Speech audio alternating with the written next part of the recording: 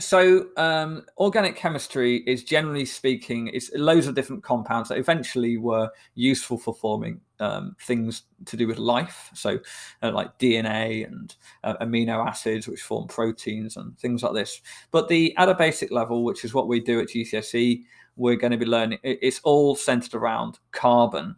So carbon is a very versatile atom, it turns out, and so it's really, really useful for some of the things that we learn for life, and for making things, chemical, molecules to do with life.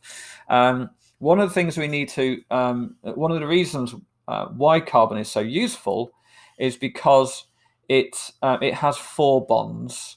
So if you notice that carbon is in group 4, that would mean it's got 4 electrons in the outside shell, and because it's in row 2, that means the outer shell is the second shell, so it's got 2 shells, and because the second shell can have up to 8, then it means it could have another 4 electrons. So carbon would, if we draw a carbon dot cross diagram, or yeah, it would look, we've got 2 there,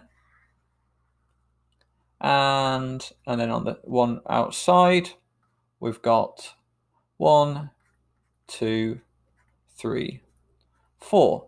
So you can see there, I could stick something next to that. For example, I could stick a hydrogen using a covalent bond dot cross diagram.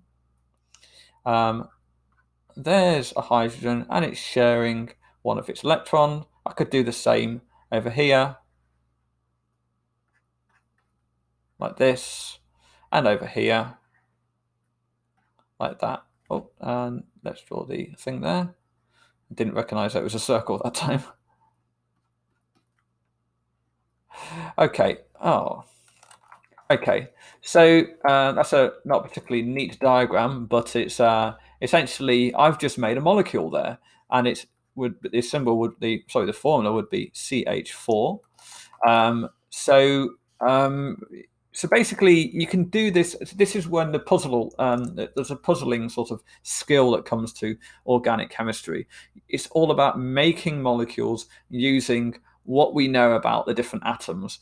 Carbon can have up to 4 bonds. I could redraw this in this way. So I could just have C like that. And so that would be a stick diagram. You've got the dot cross diagram, and you've got the molecular formula.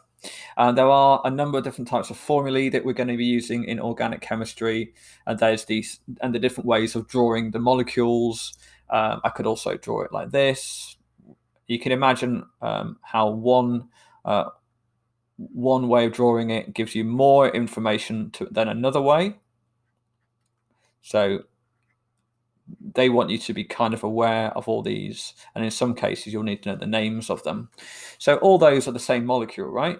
But comparing them, that simply tells me that within the molecule I have 1 carbon, 4 hydrogens. That tells me how the electrons are shared within each case and how many electrons each atom has. This tells me how many times they're shared, but it doesn't tell me much more about the amount of electrons within each atom. And this just tells me the arrangement of them and also how many there are. So organic chemistry is all about that. And then the other thing that you need to know within organic chemistry is how to name these.